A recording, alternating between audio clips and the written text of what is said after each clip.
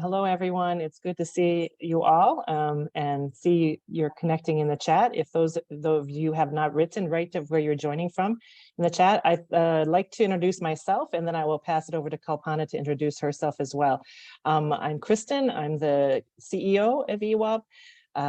And it's my pleasure to work with all of you and see you as members, or maybe you will join us for future events. Before I joined EWOB, I was the Chief Diversity and Inclusion Officer for the Italian family-owned pasta company, pasta sauces and bakery products called Barilla. And that's why I'm located here in Parma, Italy, which is where the company is headquartered. So I know Kalpana for years because we have a DEI background together. And we thought this would be an interesting, and hopefully you'll find it as well, interesting discussion on bias. What is bias? How does it manifest itself in the workplace, and what we can all do about it to reduce bias and every one of us to own our personal narrative. We're doing this session because bias is the top reason people leave organizations and why there's a lack of diversity in decision making. And you know, if you know EWOB, we are all about gender diversity in decision making. So Kalpana and I and others have been working on this challenge for more than 10 years, but we know not a lot of progress has been made, because there's systematic bias in processes and perceptions about women and other elements of diversity. So that's why we decided to have this session today. And I would like to pass to Kalpana to introduce herself and kick us off. Thanks, Kristen. It's great to be here, and I see some familiar names, so it's wonderful to see you all. I'm sitting in San Francisco at the moment, but I'm based in Paris. And as Kristen, I'm American, but as Kristen, I've had a very long career outside of the States. I haven't lived there in about 32 years. So I've spent time in Asia, Europe, and the US. So I'm currently an inclusion, diversity, and talent strategist. Most recently, I have quite a mosaic career, but most recently I was the Chief Diversity, Inclusion, and Talent Officer for a luxury group called Caring, based in Paris. And prior to that, the big chapter was I was in Asia, and I was with Russell Reynolds Associates. I was leading their consumer practice, HR practice, as well as I launched their global diversity and inclusion practice.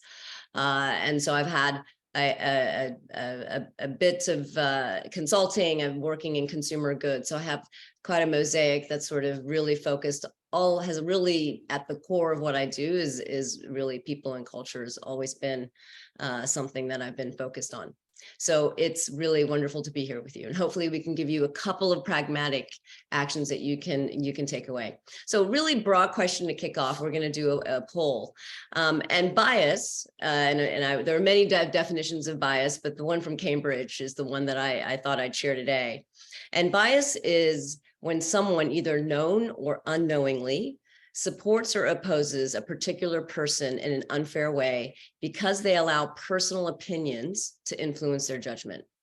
And so a very quick question is, are you experiencing in this moment in your professional career, are you experiencing bias?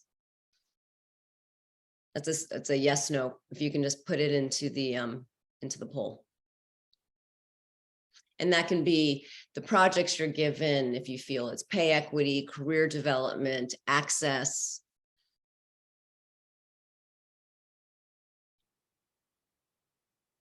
Okay, so that's probably not too alarming because they're very common, but 78% say that yes, you're experiencing. If you could just maybe chat, how in the chat, if you could put, how is it manifesting? Is it around the development piece? Maybe just in the chat, where do you feel you are a victim of bias?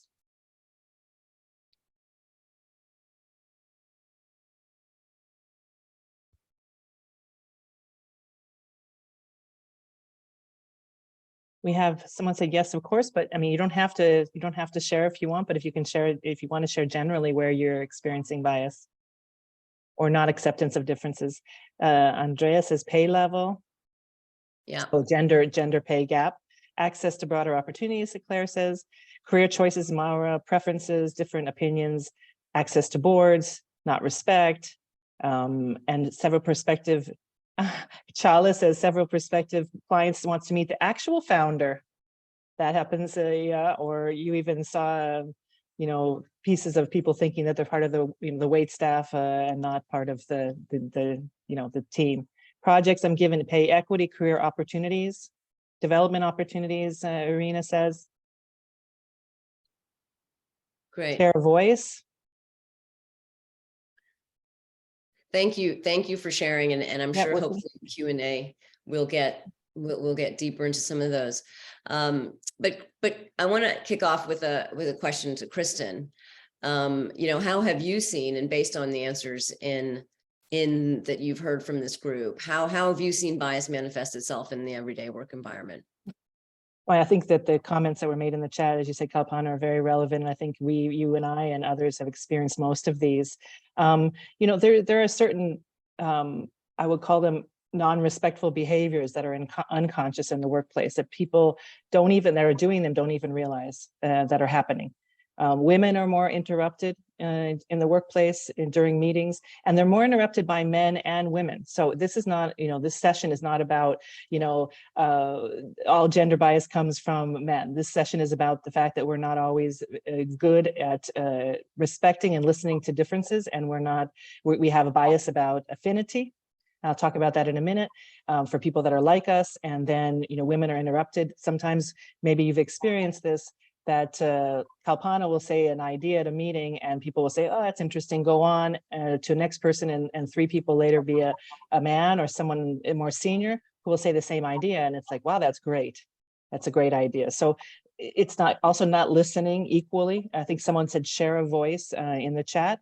Doing more unpaid labor activities. A lot of times women tend to volunteer to, take the minutes or do other things to organize team working. And that's something that doesn't always get rewarded for that.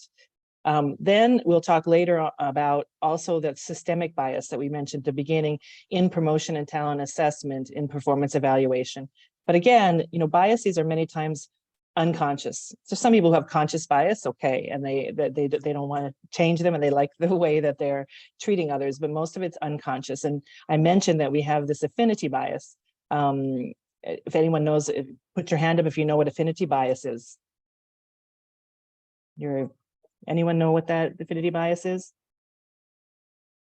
Well, basic affinity bias is when you have a bias towards someone that reminds you of yourself. I'm doing a very simple definition. So, and that doesn't mean that I definitely, I have to look the same as the person. It could be something in the discussions I've had with them, or the background that they have, or I'm a chemical engineer by training, so I maybe have affinity bias to other engineer women. So this affinity bias also gets in the way of us relying on people equally in decision-making, us calling on people and listening to them in the equal way, okay? And we have to, and that also comes systemically into our processes. So I have affinity bias to Kalpana, and she and I chat very often at the coffee machine. And so when a new project comes up, I think of Kalpana immediately. I give the project to her, she does well.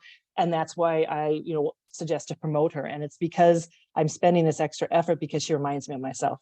Another bias that comes quite often is it's paternal maternal bias. I mean, sometimes people feel they're doing the best for someone to not offer them this new job because maybe they just moved to another country. They just had a baby. So why am I going to ask Karen for this role? Because that's just too much.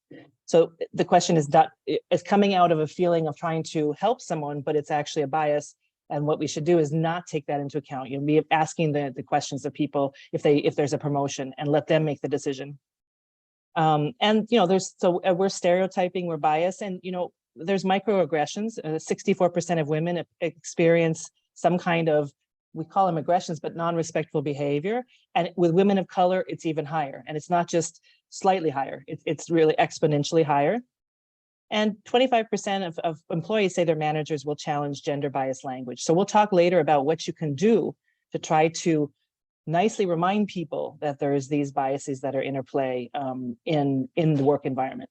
The last one I'll mention is a new one, and we didn't really need more biases, but a new one's coming up. It's called proximity bias. So being biased more to the people who come into the office, for example, who I see more often. And again, having those informal mentoring and networking conversations at the coffee machine, and forgetting the people that tend to be more hybrid. So those are just some of how it plays out in the workplace. But I'd like to pass it over to Kalpana and ask her a question. With these biases in the workplace, Kalpana, what can women do to navigate the workplace situation, and men too, if men are experiencing biases, and reduce these biases from your experience? Thanks, Kristen, for the question. So I think it's important to take a step back and say, yes, okay, well, companies have been working on this for 10, 20 years. Why hasn't there been enough progress? Everyone's hiring a chief diversity and inclusion officer. Everyone's putting in effort. And I think it's important that, and I think, Kristen, you as well believe, it's not about, I don't believe in fixing people, i.e. the women or the underrepresented group. We have to fix the system, all right? But there is a reality, because changing culture, research says, takes an average of 3 to 5 years to try to make a culture change. And this type of culture change is trying to change the personal behavior of people, which is even harder. So if you think about it, biases come from our lived experience. We all have different lived experiences, which is where where our worldview is created. And undoing those is incredibly challenging, because you have biases that sit with the people who are in power, that have the authority and have the influence. But you also have systemic biases that are embedded in all of the policies and systems. And that also is a personal behavior change. So for example, how people hire and recruit is incredibly biased. So trying to change that behavior takes time. So in the meantime, how do we as women navigate these organizations that weren't designed for us? And I'm not saying all of them. Yes, there are some great organizations that had women and underrepresented people around the table when they were in infancy and growing, and so have those diverse perspectives. But I would say most organizations weren't designed with us in mind. And if we think about the challenge of getting women to progress in an organization, I think it's important to reflect on one thing. How people join an organization is usually decided on objective criteria, competencies, their experience, maybe the education that they have. But how people develop and grow in an organization, in many organizations, is dependent on subjective criteria. And two of them are how you're perceived and who do you know.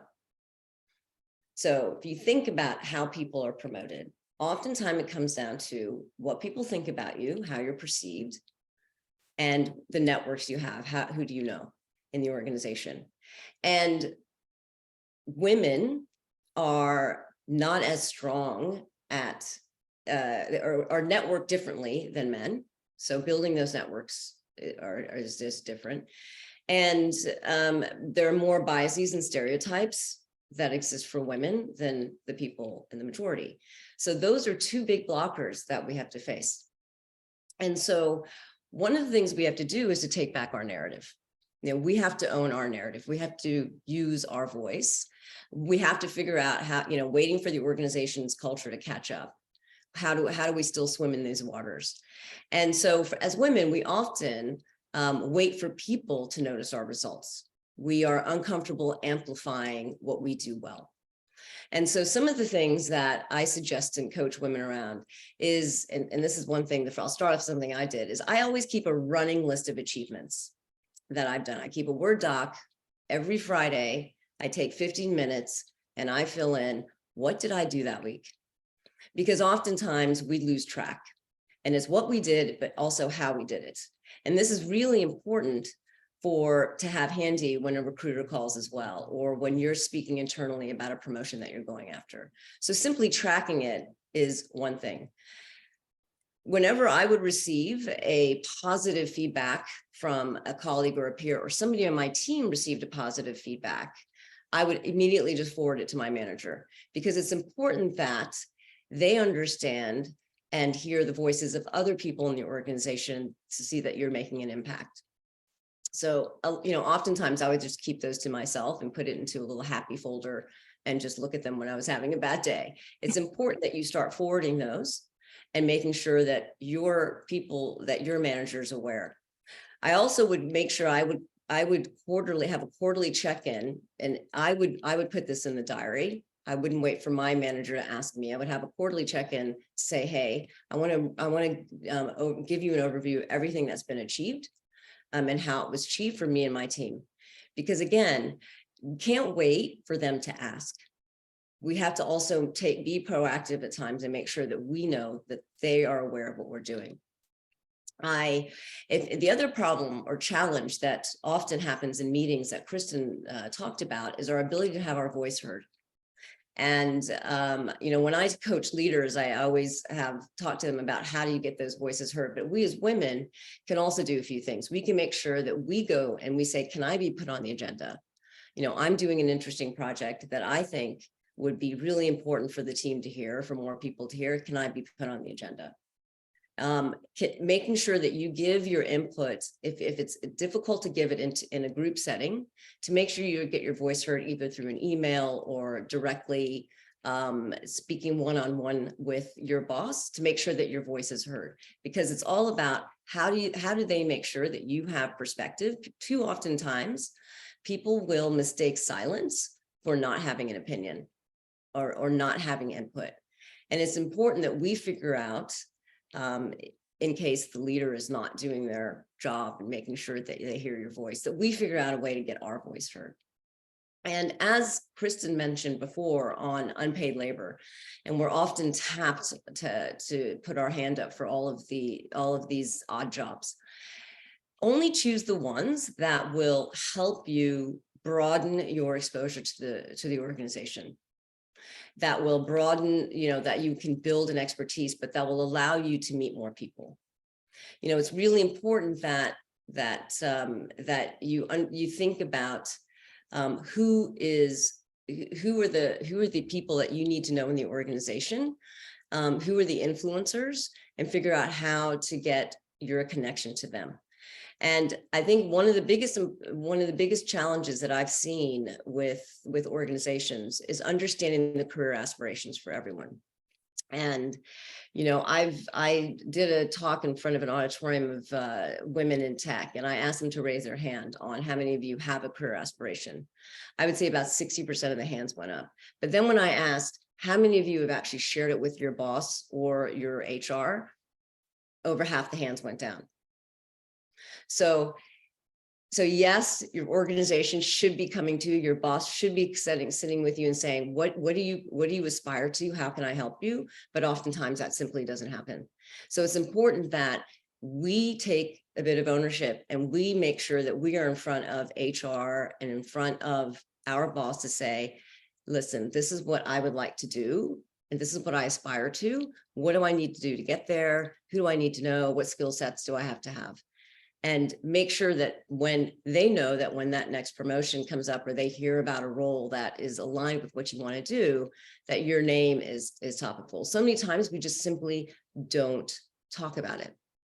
So I think that it's really important that you have those talent, the biases that exist in the leaders I've heard make assumptions like we can't give Kristen that job because she's just moved, or her husband has a job that won't allow her to travel. So many assumptions are made behind closed doors about women without ever having a conversation. So I think that, at one point, you have, you can try to do what we can to raise our voice. Well, Kalpana, great suggestions also in terms of what we see and what we can do about it. And I think it's back to that owning your own narrative, which is one thing that in our programs in EWOB, there's special sessions on how to own your narrative, how to have your 2-minute, 1-minute elevator speech, talk about your capabilities. But I think back to, to the point you made, I remember when I wanted to have an overseas assignment, and I did the typical tick the box. I'm mobile. Most companies ask if you're mobile, and but there's lots of people that tick the box. I went to HR and I said, I'm mobile. And the next year, I will go anywhere, or I will go in these geographies, and made my face known that I was really ready to pack my bags. And the same thing when I took over as chief diversity officer. It didn't happen by chance. I was working as running part of R&D. I'm a chemical engineer, so I'm not no one's a D&I expert. But my manager asked, what would be the next job that you would want? I actually scheduled the time to talk with him and told him, I would like the chief diversity officer role next, because it was a rotating role. And he was surprised. I didn't think that you would want that role. But then it was put in and discussed, and that's the role that I was offered next. So I'm not saying it always works out simply, but if you don't express what you want next, no one's going to be able to figure it out that it's in your mind. Right, Kalpana? Yeah, absolutely. Kalpana and Kristen, there's actually a very interesting experience that Orla has shared in the chat with us. And Great. maybe it's good to get your attention to this one, because Orla said she's stepping to a new role. And already before starting, she has been told that there are some comments on what she would not do well. Do you have here some hints or some tips how to navigate such a situation? So there, if I understood, Arika, there was, she's already been told people already have perception on things she's not going to do well because of her gender and background. One thing that I always do when I take a new role is I basically make a list of the people that are going to be my stakeholders, my new team, and I interview them anonymously and ask them what's worked well, what we need to start doing, what do you think, not me, I'm not asking a performance review on me, but what do you think my team, the function, this role, this role needs to do better. And then I would, compile it with, of course, not people's names, and share it back to those stakeholders, to my boss and to my team. People have a hard time disagreeing with, you have 5 team members and they all said, this is working well and this needs to change. Usually people might disagree with you, Orla, but they're not going to say, I disagree with 5 people's opinion.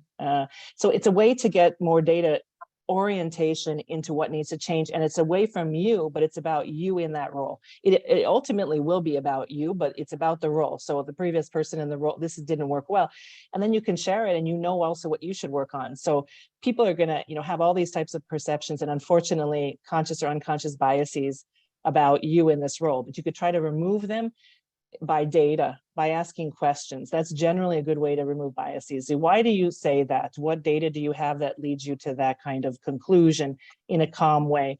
And then we'll talk a little bit about the role of male allies. But I also want to pass over if Kalpana, do you have any suggestions? Yeah, I always suggest when anyone joins a new organization or takes a new role within an organization to find the 6 to 8 people that they need to know and the key influencers for them to be successful in the role. And there's not always the people that are internal. Sometimes people take a new role within an organization, and I also suggest for them to find someone who's doing a similar role externally, because you have a bit of again, you might be biased on the way that your organization looks at this role. But I think it's also important to have an outside-in perspective and make sure that you talk to people, not only in the organization, but who are the 6 to 8 people that I need to know to do well. And you bring an outside-in perspective as well of saying, okay, this is what I need to know. This is what and then you can identify where you need to lean in and focus and who the key influencers are that will be the voices. I think this, Kristen, I mean, we're going to talk about, it's important to control to have your own narrative and do it yourself. But at some stage, you can only do so much on your own. And it's important to look broadly into the organization. And, we women struggle with this fine line between talking about ourselves and advocating for ourselves and being seen as aggressive or too showy. It's a sad reality that we have to deal with. And that's where your own voice may not be enough, will not be enough. And you need an army of voices that can speak for you and amplify and help interrupt those biases.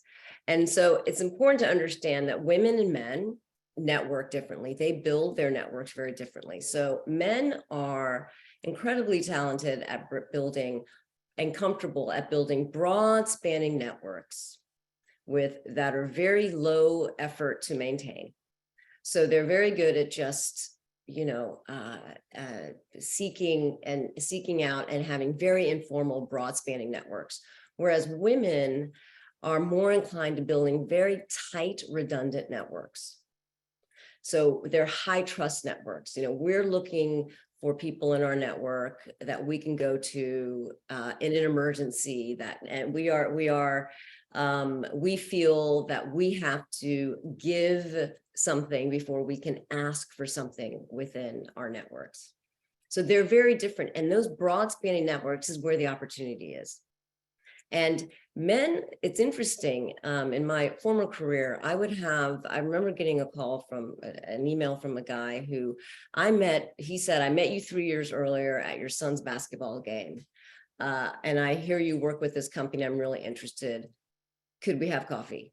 I didn't even remember meeting this person, but I've never had a woman who would have the courage to have met me in a very informal way and then ask me 3 years later for a favor.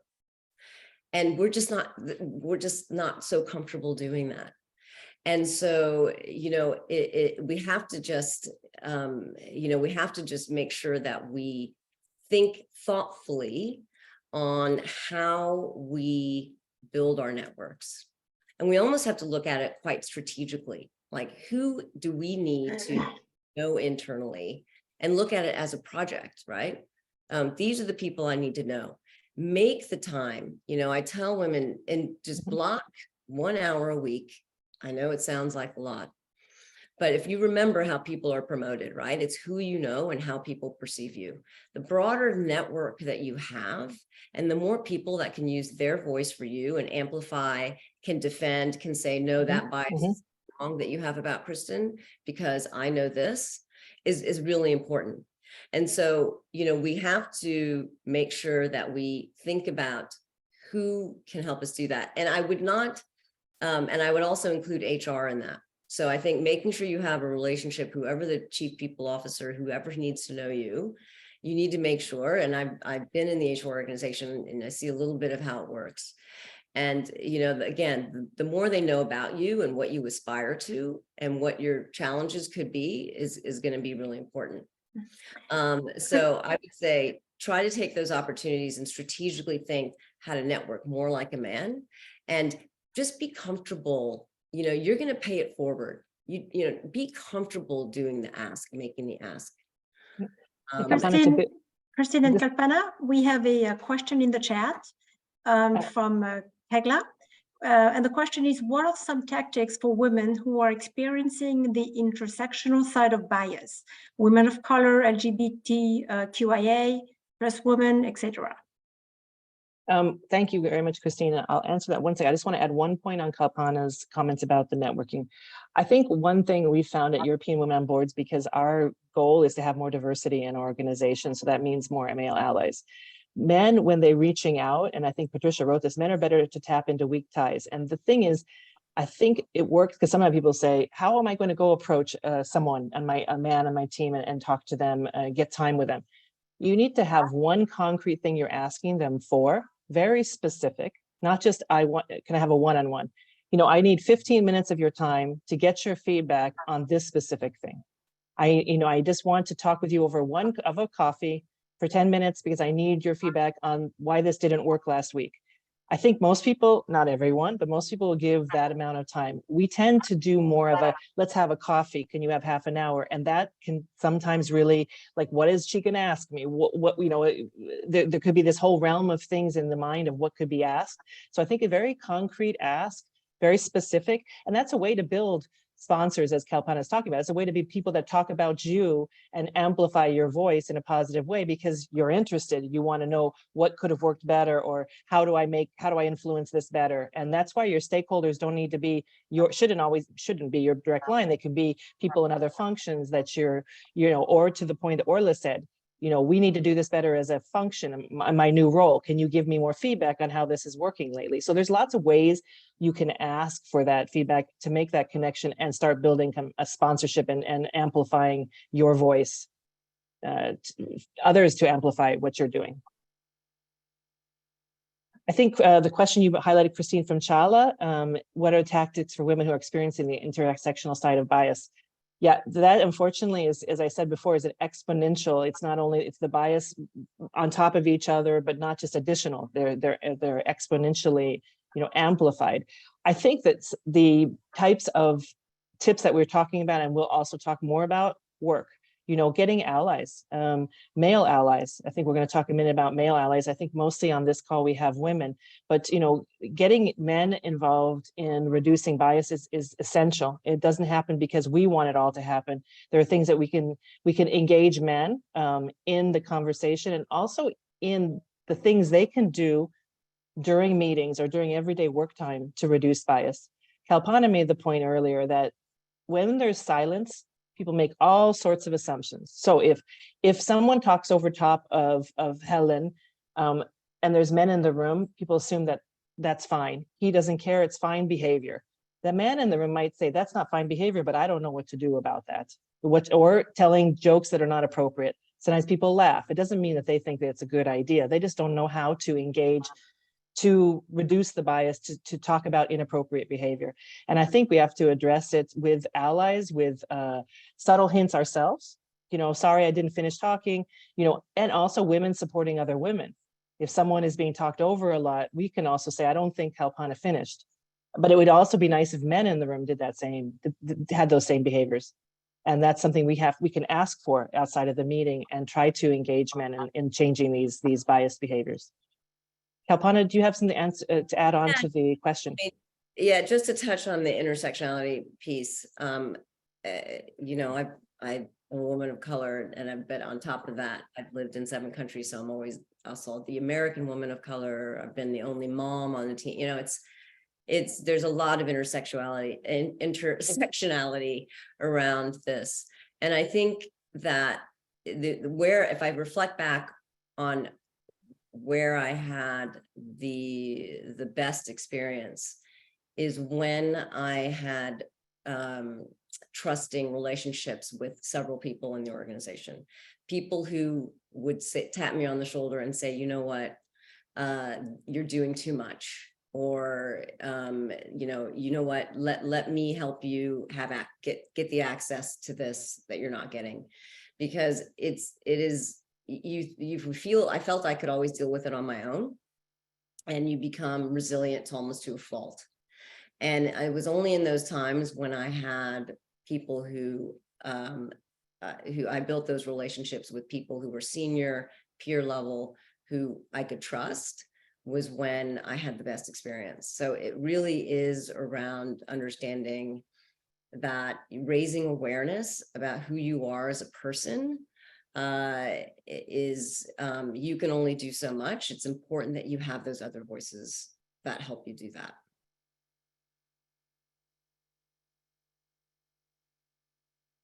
Should we talk more about male allies, maybe, Kalpana? Because there's some people in the chat about sponsors and people who advocate for you and not just supporters. I think that's the piece about, I would call it allies in general, because we say male allies because generally, look at all of us, most of us on this call, I think all of us are women. So we do need to engage more men in this change that we're talking about. And I think sometimes it comes back to they don't understand the role we're asking them to play. Okay. So I think that really sponsoring is important, not just supporting, because supporting, just means, well, I'm for you to take a bigger role, but sponsoring is the active speaking about someone. And that doesn't happen because you go to a senior male leader and say, will you sponsor me? You need to get that relationship built because you're asking them some specific feedback or some specific comments, as I was mentioning earlier. Maybe, mentorship, sponsorship programs in your company are important. And, talking to men that are your peers. So again, when our voice isn't heard because we're interrupted, or someone else has said the same idea and was given kind of more credit for it, I would talk to a peer after the meeting and say, can you help next time? Did you notice this? A lot of times men don't notice. When you're the majority, you don't notice what's happening many times to the minority in the room. And so I think you really have to try different ways to engage men as peers, as, as sponsors, as mentors.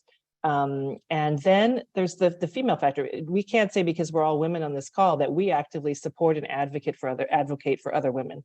And so I think that's also something that we need to be very conscious. Are we doing that? Are we actually, sponsoring, mentoring younger is not right, the more junior women coming up the ladder? Many companies, as Kalpana was talking about at the beginning, hire 50-50 men and women, but then how does it end up that it's mostly men at the top? Because of all of these aspects. There's the biases in the promotion process, there's the biases in the evaluation, and there's also not enough allyship. So I think that this is something that we also consciously have to be aware of what we can do better to be more inclusive, because we're also not always having the most inclusive behavior or being advocates for women. Kalpana, do you have anything you want to add to that? I think that, someone wrote the comment, why is it always women on these talks? And I totally agree. I mean, the conversation needs to be had with those that are in the majority or in power and authority, because they're the ones that have to make the behavior change. And really it's around raising their awareness. And one of the things that I did once was I had the issue with the talk time and meetings being focused on just a few people, and I could not hear the voices of those other folks. And so I asked someone on my team to start tracking for the next 3 meetings, who was talking, how much time they were talking, and who was getting interrupted. And we took that data because it actually proved what I was seeing. And we took that data and we talked about it as a team, and we used it as a base of discussion around that.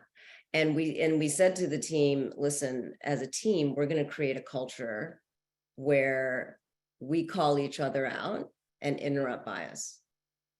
And so, we had several occasions where people were coming in with a bias or a stereotype about that wasn't actually conscious, but we were all calling each other. We created that environment where we supported each other. So it was women calling out men and men calling out women as well. I mean, it was about all sorts of biases. We had cultural biases, people making stereotypes about Italians or French, etc. So it's important that you're leading teams as well as to sort of also try to bring in as much data and create that culture where it is a joint accountability that you're creating the right environment for your team.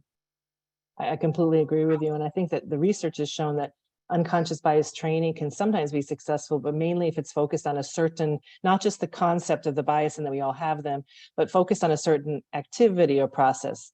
A lot of times I hear companies that basically spend 15 minutes talk about bias before they have their talent discussion, before they have their discussion to calibrate performance reviews. So as a reminder that we're going to come in with these biases, so let's be productive and challenge each other in a non-biased and very kind of data-oriented way. So as I said before, the way to challenge bias is to not say, Francoise, you said that because you're biased, because of course we love our biases, we're very attached to them, and we defend our biases above everything. So the question would be more like, Kalpana, why do you think we should promote Luca? Can you tell us what he's done and the reason, the data that shows us that he's ready for this promotion? Versus, someone's a fit or someone spent a lot of time in the office. So doing those in a questioning way and question ourselves, because again, we're all here in this room, we have biases too. Everyone has a bias.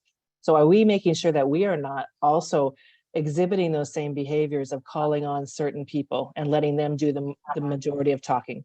So I think, I don't know how many of you know the inner circle exercise. If you raise your hand, if you ever heard of this exercise, it's an interesting one to do yourself. You write on a piece of paper, basically, who do you eat lunch with mostly?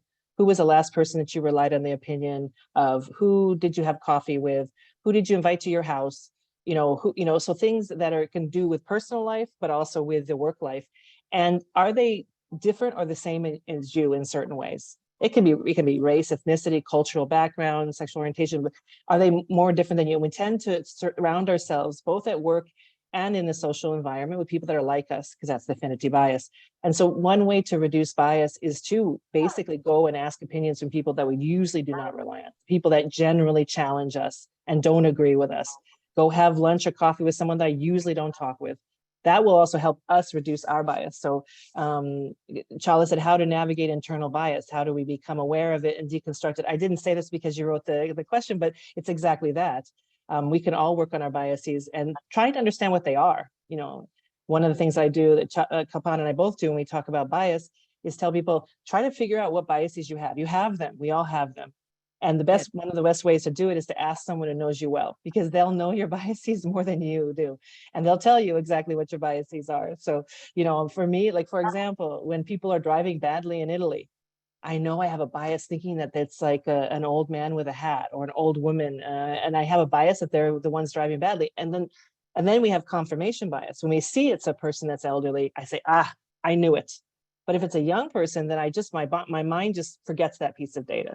So I have to tell myself confirmation bias, that's what I'm doing. So, you know, just to try to, you know, put the positive views and not always just take on the data that reinforces our bias, because that's what our brain is doing every day.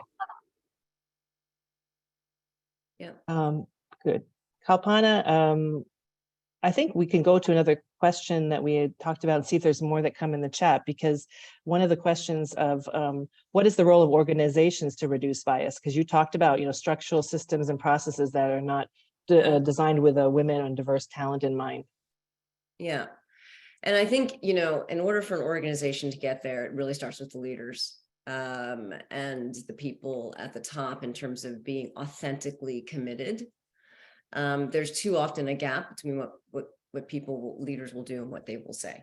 So I think it's important that there has to be accountability. But I think the most courageous thing that a company can do is really redefine what is good leadership. You know, what is considered good leadership 50 years ago or 30 years ago, it cannot be the same as what is happening now. I mean, we are in a world of lots of ambiguity and uncertainty and change. And too oftentimes people consider that traditional model of leadership as the one that's going to be the most impactful now. And, you know, I think if we think about those female traits that are leadership traits that are often aligned with how women lead, around empathy, reflection, you know, more EQ, listening more, those are the types of skills that are really important in times like today. And if you think about decision making, for example, you know, what's considered good decision making used to be, okay, I'm decisive, I'm going to take a decision and you all follow, instead of sitting down and saying, okay, we have a problem. What are all the different perspectives I need to solve this problem? Let's debate and then come up with a solution. So it's how companies, you know, when they are saying we want to promote people and develop people, companies need to stop and think about how they define what good is. I think, you know, minimizing the bias as much as possible through the entire talent journey, hiring, pay, developing, promoting, assessing is crucial. There was a bit of research done in the US with a tech company, and they evaluated every performance evaluation and found that I think it was 70% of women had the word personality, you know, something about the personality written in their performance evaluation, and it was like 1 or 2% for men. You know, that's systemic bias, right? So until a company stops and thinks about where do we find all these biases, how do we interrupt them? I mean, this is a big change management agenda. Companies need to think. This is not a let's run a little initiative for, you know, Global Women's Day and we're done. This is a change management project that companies need to look at it that way. Like any other important project, is how are we getting diverse voices heard and elevated into the organization. It is not about getting 50% of the women at the table. I'd rather have 30% women who are part of decision making, whose voices are being heard, who are developed and being coached and mentored. right? So the focus needs to shift around changing the culture, and that starts with leadership behavior. And I think we will also need companies to think about these, we're sitting here talking to a group of women. Men, people in power and the majority group need to be coached and mentored on how the way they lead is impacting the organization and the business. A lot of them, this really does come down to, at the end of the day, you need diverse voices in a room, because that's what's important for business. And so until they understand the role they play, and that, of course, is, organizations have to manage this the way they can. So, but they have to understand the role they play in this.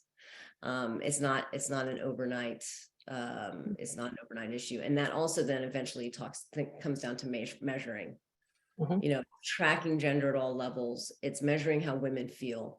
We make too many assumptions on how women feel. And you can't solve problems you don't understand.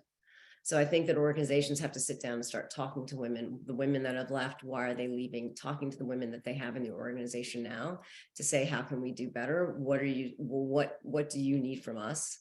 What are you experiencing? And then solve the problems. Mm-hmm. So I think that a lot can happen with the conversation. I think you're right. Getting feedback directly from any underrepresented group versus, the majority thinks that the experience that they're having in a company, which is generally much more inclusive, is the experience of everyone. So you need to, again, it comes back to getting the data and the feedback. I think also the structural and systemic biases can go all the way to a position description. I was talking to someone in an IT company recently who said they were having problem attracting internally women to apply for a job and externally. And they actually realized, someone said, well, you need to look at your language in the position description, in the posting. And they actually had someone external expert go through the language and change the verbs. They got like 40% applicants of women.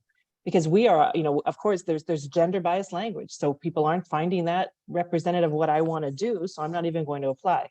Right. So there's also that piece that is part of the process. It's and even the hiring. I mean, I remember in my old life, I would go to a company and I say, okay, I have a woman from China for this role, who's the interview panel, and they would give me 3 white French men, and I would say no. I would say that's not acceptable. I need a woman in the mix, and I need a Chinese national, not a Japanese or a Malaysian. I need a Chinese national, because how communication style and leadership style manifest differently. We need as much. We need different perspectives on this candidate, right? So there are certain biases that happen from the minute someone sits down and says, I want to scope out this role, and this is the type of leader I want, to all the way to how they join, how you onboard and integrate talent has to be looked at as individuals as well, right? Other people, if you're hiring, different talent, you need to say, okay, what does this person need to be successful? What is the network that they need? And it differs based on the person you're bringing. And I think anytime someone comes in to a new organization as a senior leader, it is so crucial to make sure they have the network, which they don't have the benefit of having grown up in the organization. Because at those levels, that network is so crucial. And I think it's the organizations, but as well as if the organization is not doing it, it's, coming in and saying, okay, who are the 20 people I need to know well in order to succeed at the organization. I think that we have just a little over 5 minutes left. I would think that to say a few words about what the women on the call today can do personally to increase gender equality that we haven't covered, and then make sure we have time for any outstanding questions. I mean, again, you're here to learn more about how you can reduce bias and how you can have your own personal voice heard. But it's also, your role is to be an advocate and ally for other women. I mean, proactively support other women. We have our own biases. So if you see that there's something that's biased against your colleague, a woman of color, you need to say something and do something about it, because silence means I think it's okay. work on encouraging male allyship with your peers. I think we talked earlier about all the different ways you can get allyship, and work on a sponsor. As Kalpana said, these are things you have to focus on, make a list, put time to try to say these could be potential sponsors and work on it. I think we do have another poll question to understand how many of you have a sponsor. And can we put up that poll question? We're just curious to see how many of you actually have a sponsor in your work. Not sure if the poll will come up. Which is different than a mentor. Yeah, I don't know if you know that the sponsor is someone who's going to talk about you, and the mentor is someone who's going to talk with you, is a short summary. But again, sponsors are the ones that are going to represent your interests about what you can do outside of when you're not there in the room. And it's sometimes, we're not the ones pushing our career ambitions, being vocal, as Kalpana already talked earlier. What are the career ambitions of each team member? If you're managing a team, also asking them, finding out what they want to do next. And, again, back to the interrupting bias where you see it.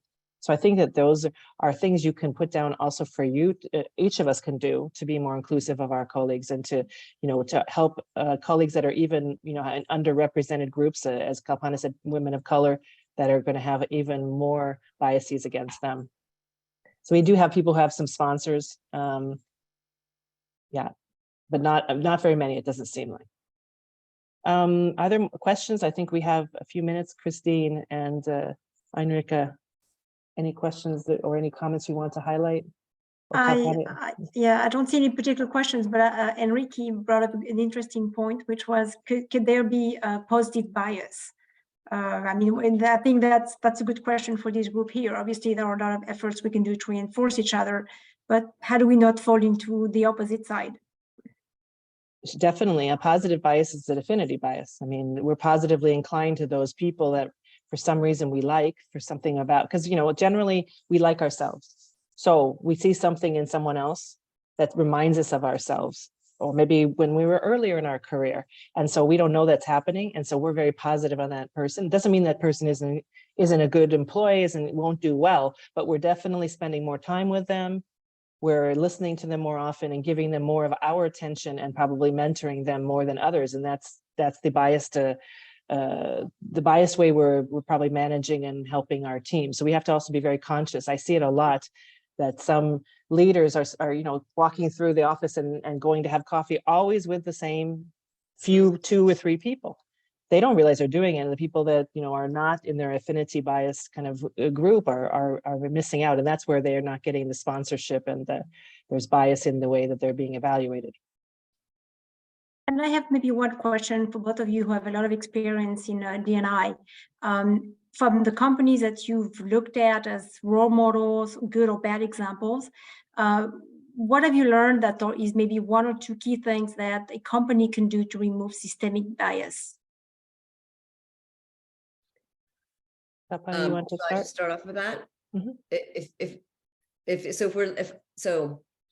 What I've seen done successfully, and one of the things that we were talking about, particularly around women, is that career aspiration. And I know one company who actually sat down and over a 6-month period had a career conversation with every woman who had joined, I think started with the last 3 years. And they were shocked that there were even very senior people who said, this is the first time anyone's wanted to speak to me about my career. And so I think, they had all of these bias and stereotypes that were associated with women. And it started with, let us understand our women to make sure we know why we aren't getting them to the roles that they need. I've seen companies as well really take, what I did in my last organization was on the recruitment process, because we have to start there, is to really work with your leaders to understand where are the biases that exist, and putting in coaching and mentoring, and eventually having people question, challenge their leaders on the type of people they're bringing in. So if you aren't bringing in a diverse perspective or a talent, then you need to actually explain that to your manager. So there was having a KPI put into it. Yep, There was accountability put into it. So I think it's really making sure that that people are you raise awareness, because a lot of it starts with that. People aren't aware because so much of it is unconscious. And then putting in what the interruptions and then creating accountability around it. I think there's a question from Joyce, and then I think Elena, you have your hand up, but Joyce is asking, how do you know you have a sponsor? Is it something you talk about or just notice? I think it doesn't happen by chance. I think all our message, because I know we have to close fairly soon, our message is, consciously write these things down, what you're trying to achieve, and consciously go after having a sponsor, with a specific asks.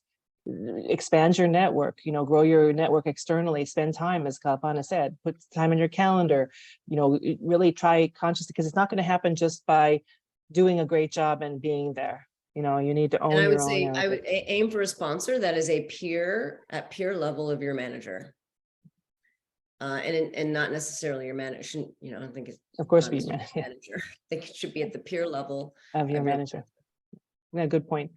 I just wanted to share a very quick example, if I may, of something that seems to be working really well. This is from a client of mine, a big pharmaceutical company. They actually created something like a buddy system. So it's not a sponsor or a mentor, where they paired up people from different parts of business who are different gender, different age, and different ethnicity, deliberately, so that they can learn about each other and tackle this unconscious bias, these presumptions that we have. She's delighted. When I last spoke to her, this was about a year ago, and said that it's really helping on an organizational level as well as individual. So I just thought it'd be a good idea, perhaps.